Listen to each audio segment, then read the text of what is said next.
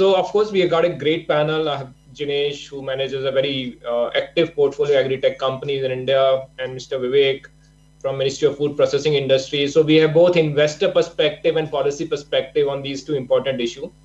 Let me just set the context for a couple of minutes before I go to my panelist. Climate change, I think we have enough evidences. It's happening for real. And when you look at from agriculture perspective, I think that it even assumes a much larger dimension, right? We are seeing impact of extreme temperature. We are seeing impact of flash floods, cyclones. In this year, we also saw a series of locust attacks, which kind of never happened, but and part of it was attributed to climate change. We are seeing reducing population of honeybees because of high temperatures, and which is causing a serious issue in terms of particularly for cross-pollinated crops, which need a lot of these. And of course, from an India perspective, which is one of the most water-stressed countries, 80% of the water that we use in the country goes into agriculture. It's actually becoming a little scary now. There's a statistics which says that 50% of our bore wells are going to go dry in next 10 years. That's a large number when we are so much dependent on groundwater for irrigation. So I think all these are some data points from here and there, but the message is loud and clear that climate change is here. And if we don't act now, I don't know whether we'll have time to act in the future is a question mark. And on the other hand is, of course, food security. Of course, we all know that the population is growing. It's going to grow from 7 billion to 10 billion in next 30 years. We'll need 70% more food. 70% more food. That's a very large number. And given the fact that the productivity improvements are very limited, a lot of it happened during Green Revolution. But if you look at last 10, 15 years, barring a few crops, it's not that the productivity is changing significantly, right? And the area under agriculture is kind of stagnant or going down. So I think these poses some serious challenges. I think the positive part is the innovations and the technological intervention that we have seen in the recent past, I would say last 5 to 10 years, what we call as agri-tech. And fortunately, a panelist on the here have seen this journey, and they can definitely bring in much more perspective on how agri-tech can potentially address the challenges both from the climate perspective and food security perspective. So I'll probably pause here, and I'll start with both the panelists, maybe Jinesh first and then Mr. Vivek. If you can throw light on what are the challenges that you see arising out of climate change, and how does it impact smallholder farmers? Because that's where most of our farming community is, right? 80% of farmers are smallholder. So if you can throw some light on the challenges and what's its impact, and then maybe we can go to the solutions which are available to address it. Maybe Jinesh, you can start. Thanks, Hemendra, and thank you everyone for hearing us. I mean, the biggest challenge for any climate change, right? I mean, agriculture for the agriculture sector is that we are getting into uncertain zones, right? I mean, historically, we had weather and we had information what happened when sometimes the temperature went up or went down, and we had the data point. But now we are reaching to a stage where the temperature is going into a completely different zone, and we don't know what the repercussions will be, right? There's a lot of estimates being done, but we are seeing that it's getting some negative impact on the productivity, impact on the how the quality of food is, and also how the farmers need to react, right? I mean, what we have seen in the last few years in India, that we're getting good rains on an overall basis, but we have seen spurts of rains happening with few wet days, but with lots of rains on that day. Then an extended dry spell, again lots of rains for few spurt. And I don't know how farmers will react to that. I don't know how things will be looking at that point, right? So, and that means that there is a lot of uncertainty around it. We don't have enough data points to figure out what is to be planned out, how things has to be reacted out, and that throws a challenge, right? And whenever such change happens in a very erratic manner, we will see that the smallholder farmers, that is the farmers who are the fringes in terms of the economic value chain, will have the worst impact. I mean, larger farmers, because they have the large land holdings, because they have some money they've been making, they would be able to make some adjustments and hopefully get along, right? But for the smaller farmers who are marginal, they don't have much, they might be the worst impacted, and we could see them getting wiped out completely if things go bad, right? Uh, Also, I mean, in a country like India, where what you rightly mentioned that it's a water-stressed country, if the rains get impacted, or if it shifts in terms of geography, or it shifts in terms of timeline, it could have repercussions which we don't have a clue today right now. Uh, I think overall, we think climate is now going to be the biggest challenge for anyone working in the agri sector. We used to all talk about the productivity or putting fertilizers, the availability of urea. I don't think that's going to be really matter, because I think we've been able to solve that problem to some extent. Uh, Climate, I think, is something which is the biggest challenge is going to come, right? And unfortunately, neither the government nor the private sector are having any knowledge what to react on that, and that's the biggest challenge from my perspective. Right, Jinesh. No, absolutely. I totally agree with your viewpoint. I think it's the urgency and the gravity of problem which need to be understood. And of course, innovators can do whatever they do, but without enabling policies, uh, we don't have climate finance as of now, which is I think need of the hour. How do you incentivize farmer to even adopt a climate resilient solution, right? When you don't have enough incentives for them.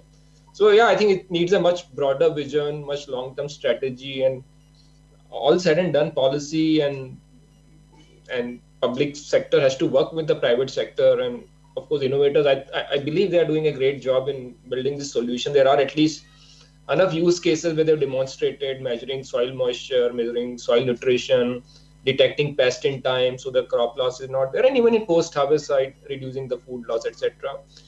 But yeah, they need to be scaled maybe 1000x to make a meaningful impact, right?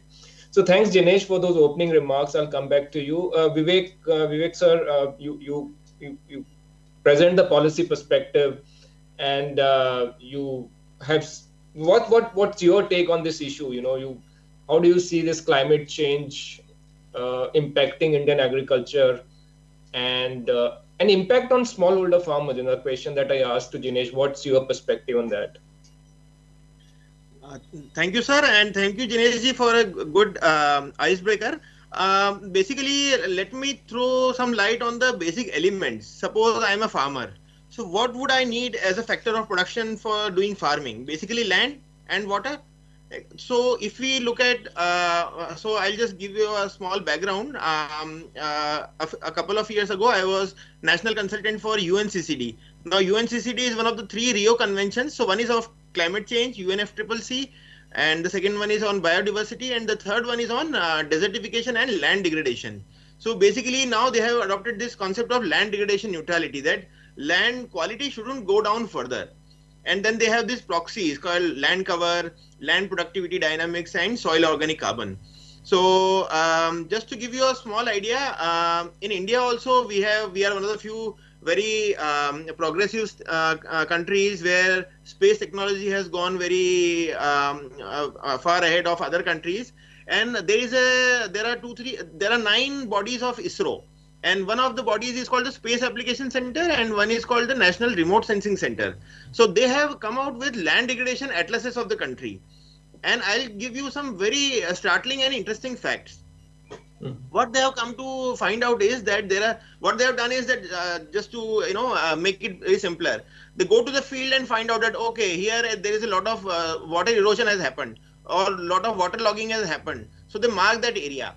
And then they go to the space images which are captured from the space, and then they find out that okay, what areas in the country have those kind of signatures. So they have come to a conclusion that there are 29.32% of the whole country, that is 96.4 million hectares, are under currently land degradation. That means 30% of your country is degraded. Now, how degraded? There is a process of vegetation degradation. There is a process of water erosion, which we all call that watershed jahan zarurat hota hai. And then there is a water logging. then alkalinity, frost shattering, things like these. So there are these 6 or 7 major processes. Major one of them is water, which is related to agriculture, is water erosion and water logging. So somewhere, and now the problem with India is, India is a monsoon country, and here the water flows in one go.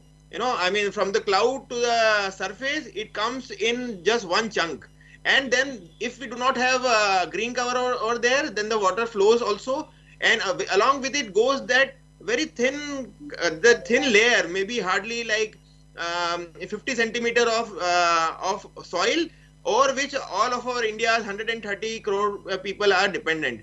So if that layer is insecure, if that layer is being washed away every year, basically what you are doing is you are taking away that factor of production for agriculture. So number one, if there are flash floods, if there is a drought, or if there is over irrigation, because of which is of course a function of climate change, your soil quality goes down. Number two, if there is too much of water into the soil because of water, so capillary action, the salts rise up, and so there is water logging. So then the soil quality goes down, and again it is rendered degraded and infertile. So these things have led to a situation where in our country the productivity has taken a real beating. Just to give, I used to work in Udaipur. I will just give you a small example. Every farmer would have, let's say, 4 to 5 quintals per hectare of rice or wheat. If you go to look at international standards, there are 2.5 times of that, 3 times of that. So basically what is happening is that whatever resources are there, we are not using them, and then we are overusing some other resources. Just to give you 2 more interesting statistics, India is one of the biggest users of groundwater. 50% of, in fact, 85% of India's total water use is basically agriculture. And out of that also, 50 to 60% is basically drawn from the groundwater. So your water is coming quickly, it is not going inside the aquifers, and then you are quickly drawing it out. So what you are doing is you had a bank, and every year you are depositing hardly 5 rupees, 10 rupees, and you are taking out 100 rupees. So someday it is going to collapse. So soil is going down, water is going down, and that green cover which was retaining this. So out of this 95 million hectares, 45% is basically water erosion area. So out of this 50 million, 95 million, 50 million hectares of the country, that is 5 crore hectares or 5 lakh square kilometers, that is degraded because of water erosion. So your soil is not having a good health, water is being extracted quickly, and apart from that, 20 million hectares is vegetation degradation. So your forests, your pastures, they are going down. So if all your factors of production are going down, you cannot expect agriculture to survive or progress. So that is where I think lies the root of the problem. Now climate change brings another one, that you are also fluctuating. Whatever was happening, now that is also fluctuating. Now the cycles, there is a very interesting flowchart, a graph released by Center for Science and Environment, that it is a spiral which is going out of control, the temperature spiral. So every last 100 years, it has seen the temperature going up by 1 or 2 degrees on an average. So now temperature has gone up, precipitations have become more and more erratic, and so that is where your agriculture is bound to suffer. Crops are plants basically. They need something to sustain them. So that's my 2 pences. No, Vivekji, that's a very, very interesting view, and I'm so happy to hear that there's a mechanism to monitor soil health quality and to make sure that it doesn't degrade for any further. I think that's very important.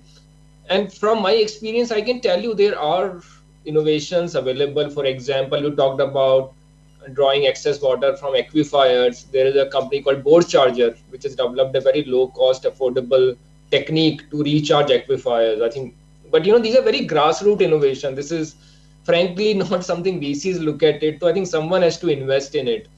If you talk about soil health, I think measuring NPK, and I think Jinesh can talk about it. They've invested in Krishi Tantra. I think they have done a great job in measurement of soil health and using fertilizer accordingly to make sure that the ratio of all the key nutrients is in the right order. We have a startup called Distinct Horizon, which pricks holes in the soil and puts urea so that its efficacy improves significantly, right? So you use 40% less urea. It's basically deep urea deep placement technique, and you have better productivity, right? But again, someone has to support these kind of innovations. There's a startup called EF Polymer, which has developed a hydrogel. So if you put it in the soil, it kind of make sure that the moisture remains closer to the root zone, and the use of soil water is more effective for the plant growth. So I think we have many of these grassroots innovations which are present, which can possibly solve some parts of the problem. But again, challenge is how do we scale? Of course, one part is investment, but other part is how the public ecosystem can come together and drive scale in some of these innovation. Jinesh, I'll come to you. From your portfolio or from so many agri-tech startup that you meet and converge, how do you see agri-tech catching up in terms of solving some of the problems that we discussed in terms of soil conservation, water conservation, or climate risk issues?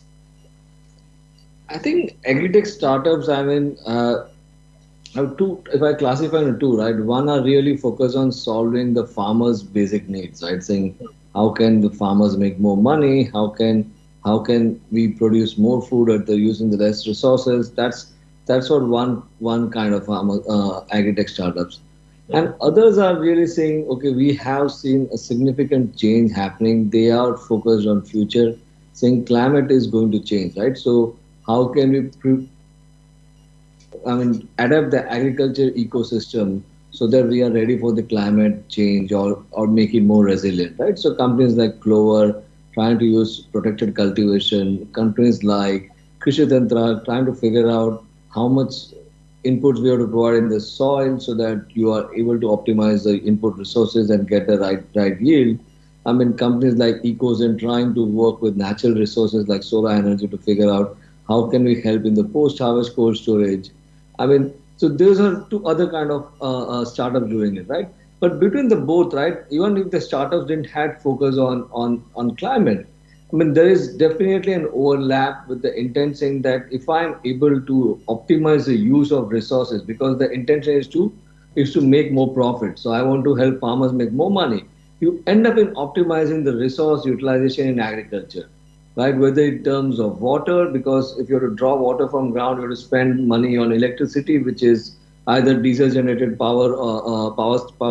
generators or using some other way of extracting water, or even companies like Clover, which are trying to say, we know for the fact that climate is going to change. We don't know how the short-term solutions are, but can we prepare the agriculture farmers so that the resource utilization is optimized? So these are the two starters. But of late, what we have seen, Hemendra, the last 2-3 quarters, that climate is now becoming in the center, right? Climate used to be at periphery in terms of all new innovations in agriculture sector.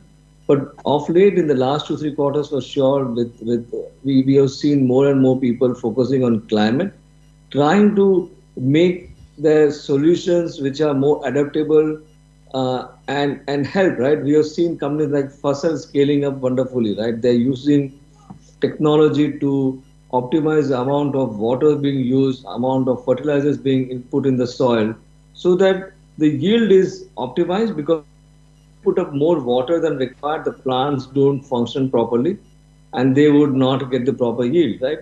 At the same time, if you end up overdosing of fertilizers, with which the flood irrigation or the previously farmers used to do without any sensors or technology, the results are not optimal, right? And we have seen farmers in the horticulture sector, they are more willing to change as compared to farmers in the grains, that is wheat and rice or kind of farmers, because the cost of doing business into horticulture is higher than doing into rice and wheat, and farmers are wanting to optimize the cost what that is going around it. And so we are seeing that climate is becoming, farmers in some geographies which we saw that the water is becoming scarce because their bore wells are getting emptied, they have started realizing the value of water optimization, right? And so they themselves are coming, say, can we get me a drip irrigation solution so that I can optimize and get better crop yields. So we are seeing a push from startups, but in some geographies that we are seeing a pull from farmers as well. I mean, because it's not that they wanted to do anything good for the mother nature, but because water's not there, right, and what we have seen in India, I mean, especially in any democratic country and more in India, that we evolve when there is a bloody crisis.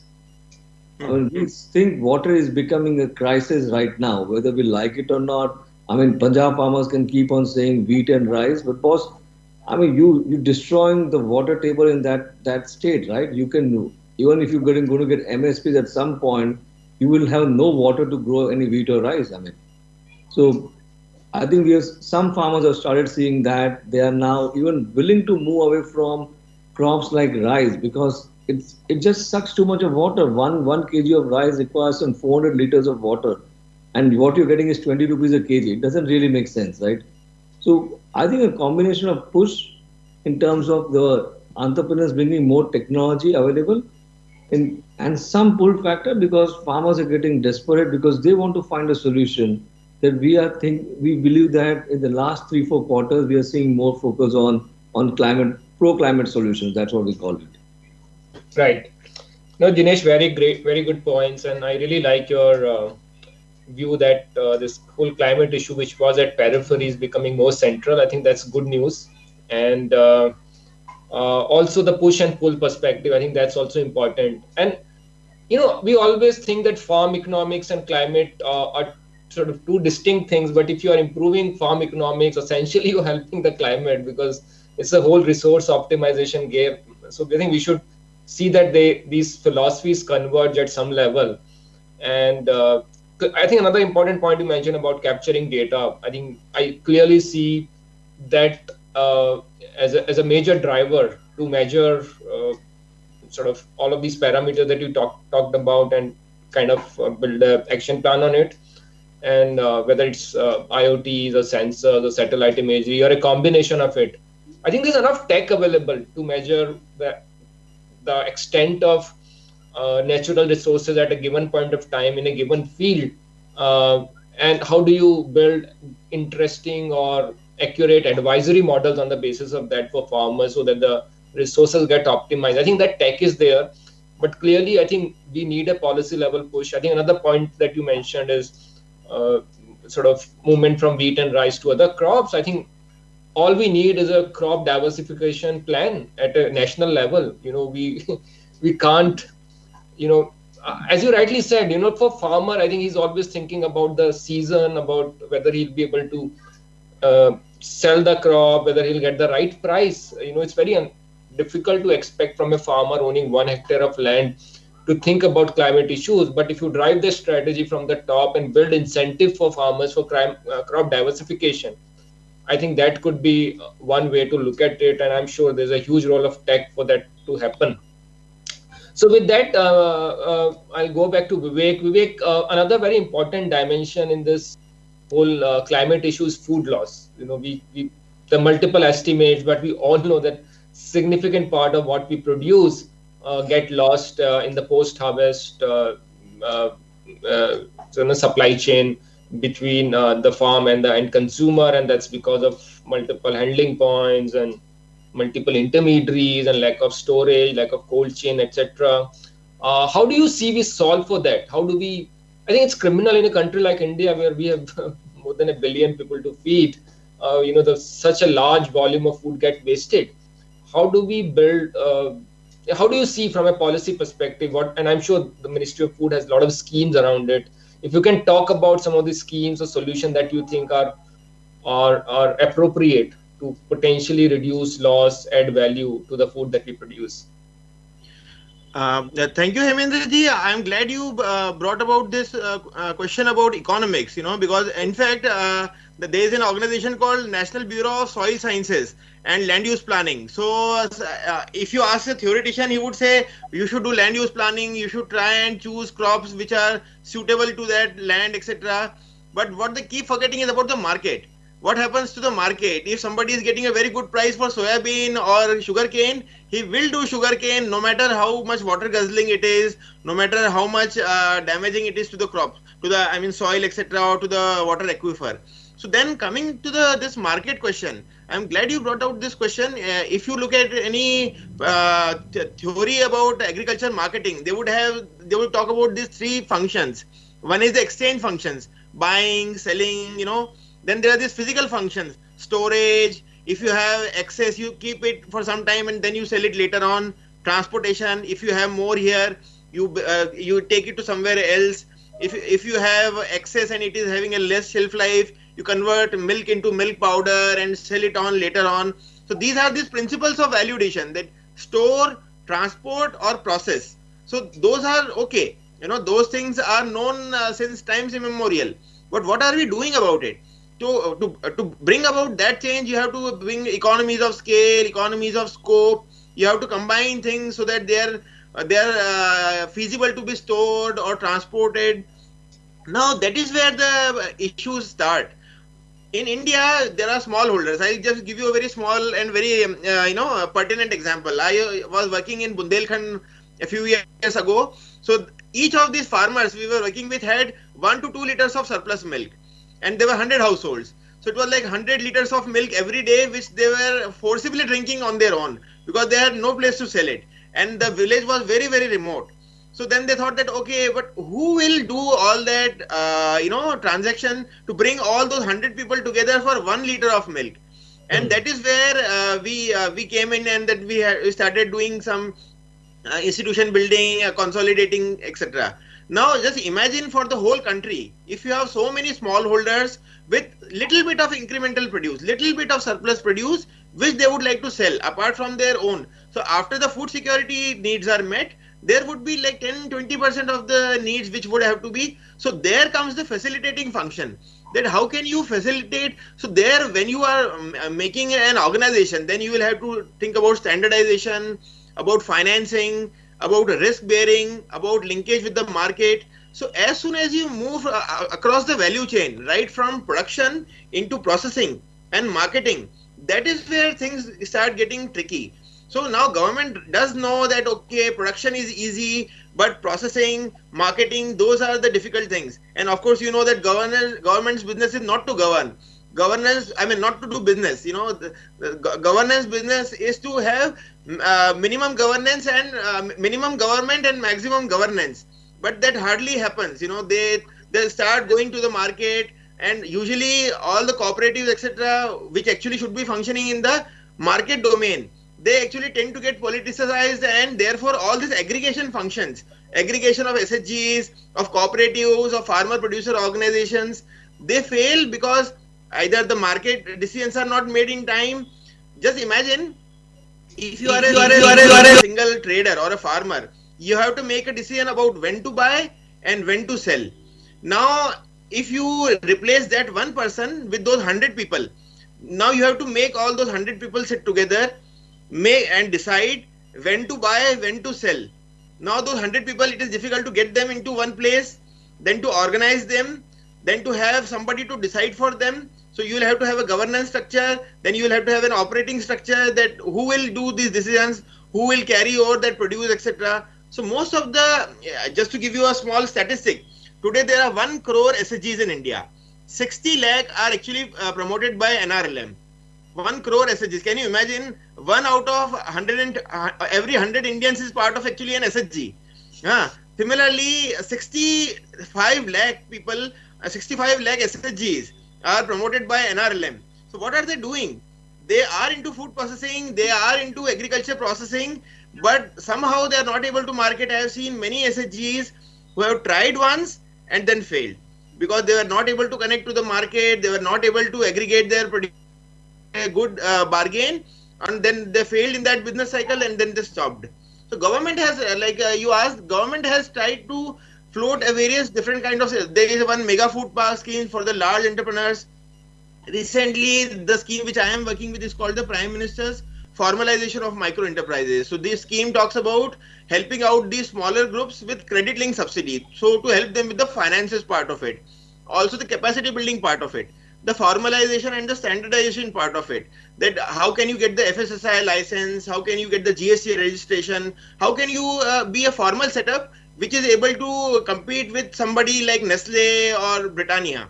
So for that, there is this scheme. Then there is a scheme called Operation Greens. So it is basically helping people to transport, so that transportation cost is lessened.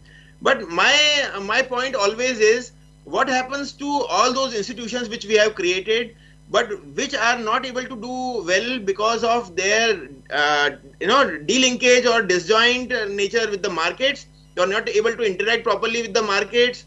They do not have competence in terms of branding and marketing. And that is where, so if you say, I want to be a rich farmer, in India, the farmer is always considered to be poor. Somebody was saying farmers from Punjab are rich. Rest of the country, the image of a farmer is somebody with soiled clothes and a poor guy. The guy is poor because he is not able to,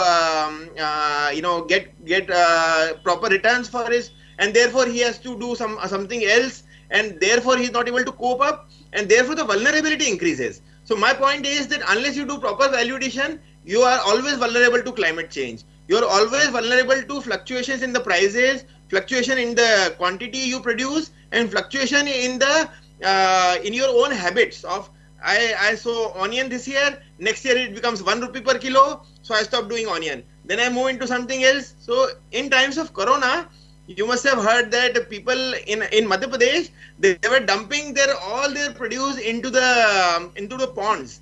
Tomatoes and potatoes were dumped into the ponds. They couldn't sell. Imagine if they had some kind of a puree making plant. Maybe that would not have suffered that much. And that story is true across the world. Even in the US it happened. So these are my small suggestions. No, thank you, Vivek. This is very important point that you mentioned.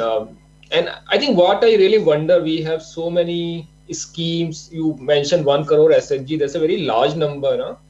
And then we have few thousand FPOs. And then we have about 600 plus agri-tech startup who are trying to build demand-driven models. But somehow I feel that all this is working in silos, and at there are so many synergies.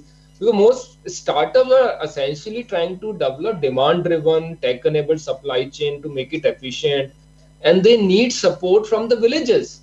The challenge for them is to create that village-level infrastructure or ecosystem which can help them scale adoption among farmers, and that's where SSG, FPOs, NGOs, or any village-level body for that matter becomes extremely important. So I don't know. I think probably that's something for all of us to think about. How do we bring these polarized worlds together so that we extract maximum out of it and bring synergies? I think there's huge investment which government is making in all these things. And another important point which I believe is farm level value addition. I think it's not really processing, but even simple grading, sorting, packaging right at the farm, or let's say dehydration, that can add enough value for farmer.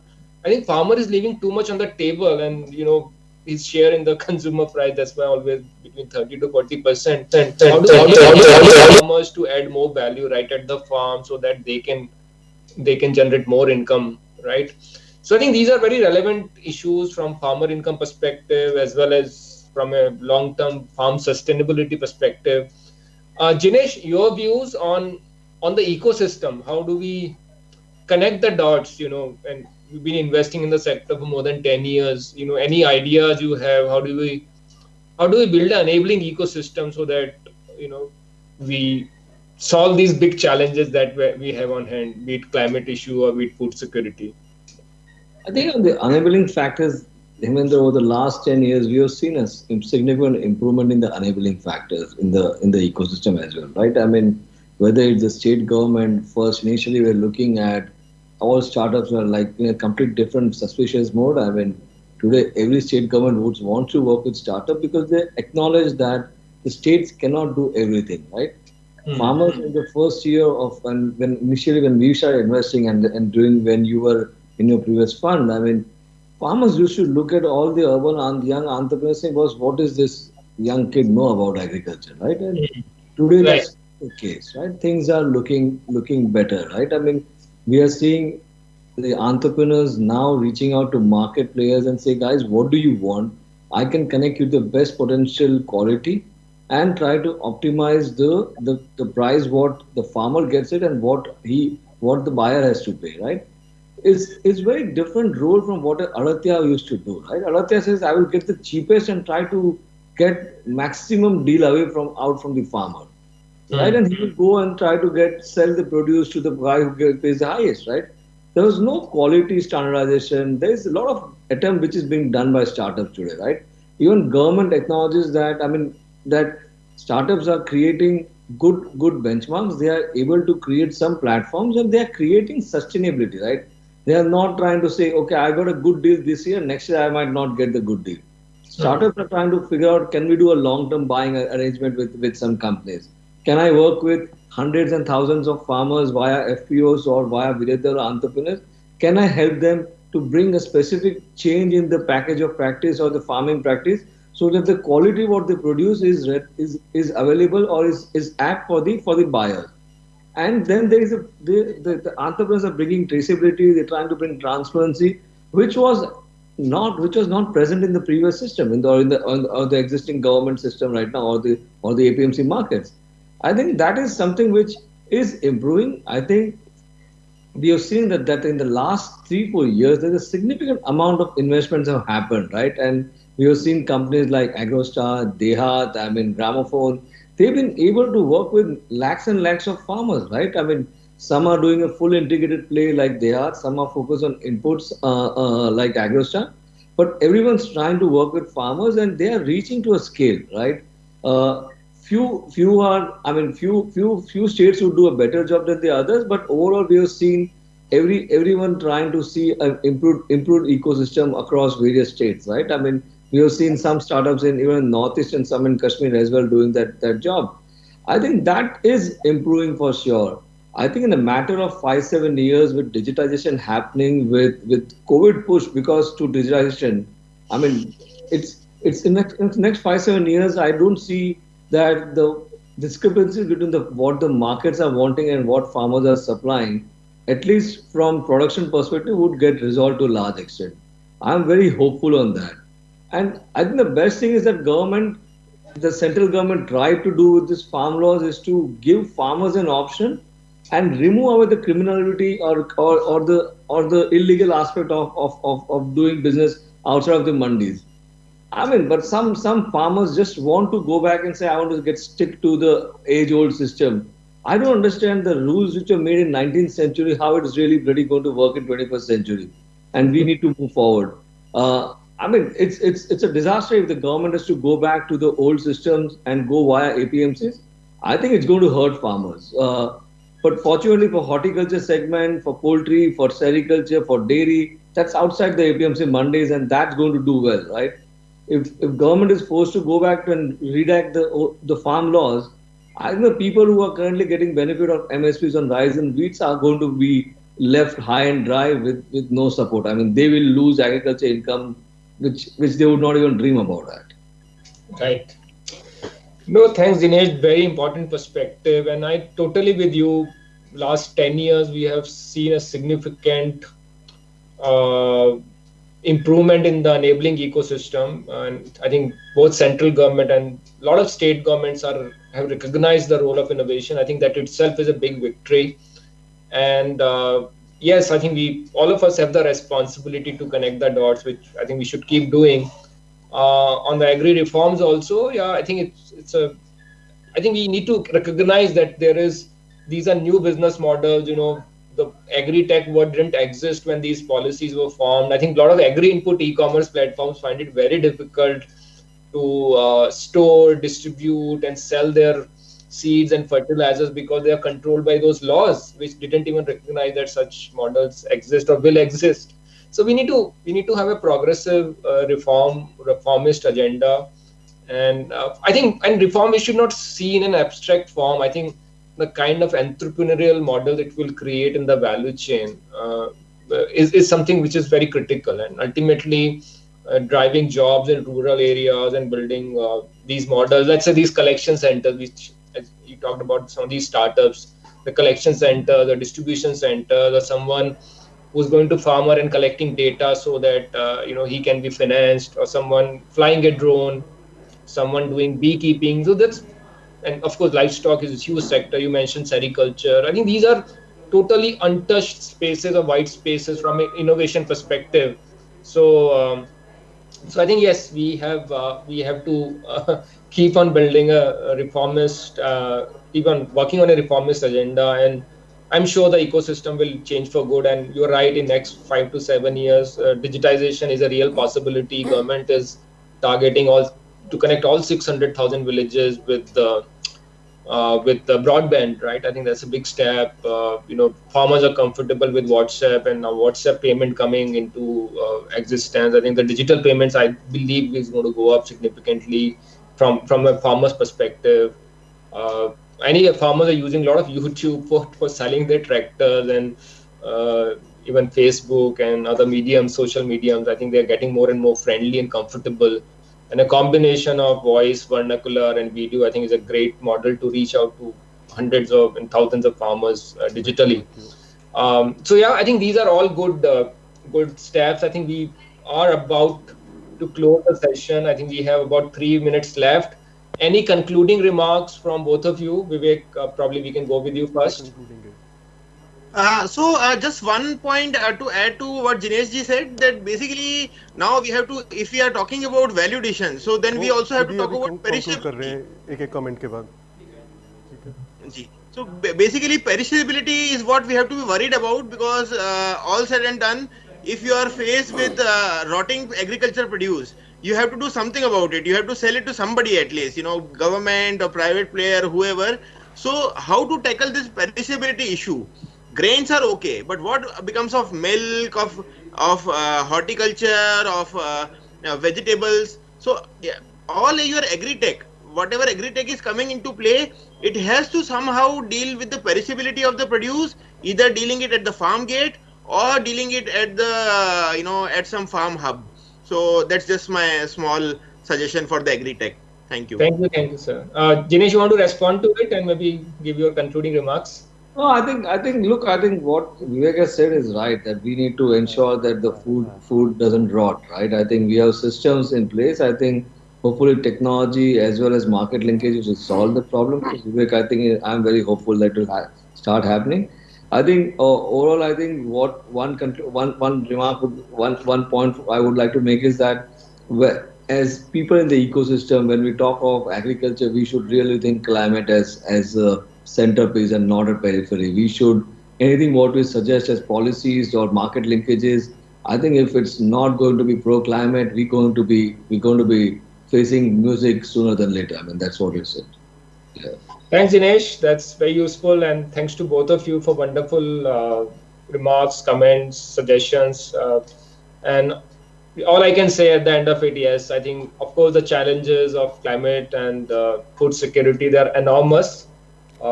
If we don't solve it now, we will never be able to solve it, and it's going to get worse. The positive part or the optimistic part is the innovation. I think the technology which is available, the ecosystem which is evolving, I think if we can work together, we can solve it. We can solve it sooner. We can solve it very efficiently. So let's hope. With that optimism, I will conclude here and hand it over back to the organizers. So thanks to both of you, and thanks to all the audience who were listening to this.